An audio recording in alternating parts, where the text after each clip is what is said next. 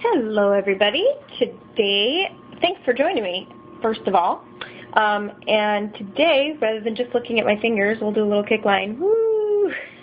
I'm just kidding. Anyway, okay. Today I'm going to be doing a very springy sort of manicure. And what I've got on my nails right now is, of course, a base coat. And then I have 2 coats of this Insta-Dry in called Pink Blink.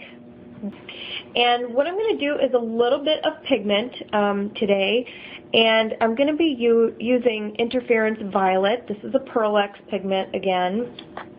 And again, also, I'm going to be using my Versa marker. Here it is here to apply. And today I'm going to be using the pen end, like the actual writing end of this, just to show you that it works from both sides. What I'm going to do is I'm just going to draw a little bit of like a curved, and since this one's a little bit stained, you can actually see it a little bit where that marker is going. And I just want to have a little bit of pigment here in the corner. In fact, I might just color that in and just do the whole corner. Okay, and then I'm going to do a little bit up here as well. So just a little bit on each corner. Then I'm going to go in with my little kid's paintbrush. I'm going to dip it into the pigment. Very, very, very lightly dip it in because it will pick up a lot just on the brush. Okay, then I'm just going to go over it with my brush. I'm just going to pat it in. I'm going to brush it away. And what I'm going to be left with is, and you can see it only, it's a little hard to see I guess in the camera, you get a little bit of a shimmery lavender sort of color, okay? And that's really all I want. I want just a little bit of shimmer right there. And then that way, when I go to stamp over it, it will be nice and shimmery underneath the stamped image. Okay? So there it is there. I'm going to do that to the rest of my nails and put a layer of top coat over it before I can do the stamping. So I will be right back.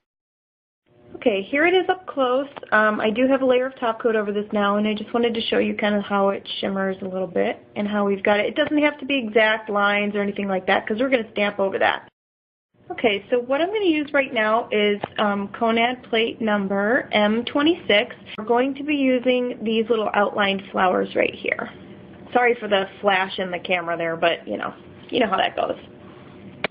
What I'm going to stamp with is this Insta-Dry color. It's called Brisk Blue. Let's see if I can get that focused.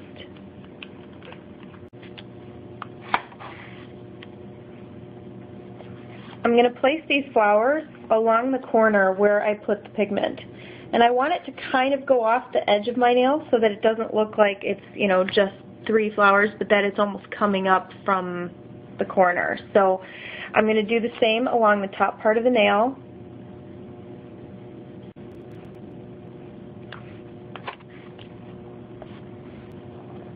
And let's see if you can see this here. I'm going to stamp this along the top corner. See that?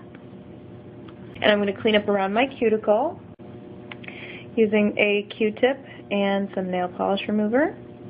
I'm just going to very gently sort of rub along my cuticle. And if some of the polish is being stubborn about coming off, just press the Q-tip on the cuticle for a second and then drag it very slowly and it'll come off nice and clean. Okay, and that'll also pick up any of that pigment that got on my fingernails too. See that? So I am going to do that on the rest of my nails and be right back. Okay, so as I was getting ready to, by the way, here is 4 of the nails done. I was getting ready to do my thumb, and I realized that there's a stamping tip that I've been meaning to give you guys, and I know I've done this on some of the comment sections before, but in case you're somebody who maybe doesn't read all the comments underneath my videos, I wanted to share something with you.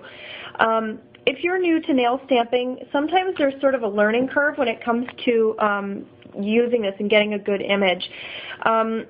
When you're scraping, first of all, you want to make sure you have enough polish on here You want to scrape it at kind of a 45-degree angle.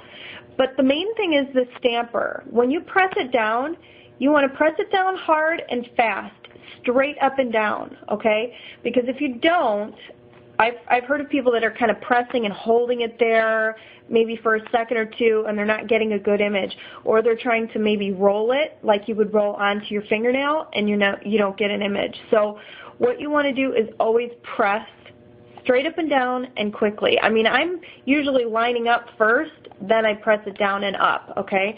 So I just wanted to share that with you so that, because I know some people get a little frustrated when they first start stamping, and I hate to see too many people suffering through that. So try that and see if that helps you if you're one of those people who's having some trouble. Whoop. Press straight up and down, okay? And then I'm going to place those on my thumb, see? And you get a good image. So that will hopefully be a tip that will help you. What I do want to do is I want to enhance the center of these flowers just a little bit because they're cute, but I want to just have just a little bit of sparkle. So you can use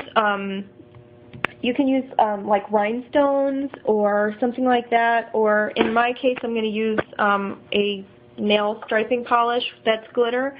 I'm going to use this lavender one. Since we're going with the pinks and blues and you're going to kind of mix it with that misty lavender shimmer underneath, I'm just going to really, really gently take this and just get a little bit of bling in the center of these flowers, okay? Just something small. Gives you just a little bit of extra something, and it kind of finishes off the look, okay? I'm going to do that to all my nails, top coat, let it dry for a minute, top coat, and come back to show you how it looks. Okay, so I was a bad girl and I figured I would just show you what I'm talking about. I didn't let the glitter dry long enough, and when I went to put my top coat on, see how I had the blob up here, and I had the blob up here, and it actually spread the glitter down my nail, which stinks because it means I'll have to probably redo this one. But anyway, so that stresses the importance of leaving it to dry before you top coat. Anyway, this is the final look. You can see some of the shimmer, you know, underneath. It kind of has that sort of lavender shimmer. Your pink shines through, and you got these little pretty flowers with their purple centers. That's your final look. I hope you guys like this one. Thanks for joining me, and I'll see you next time. Bye-bye.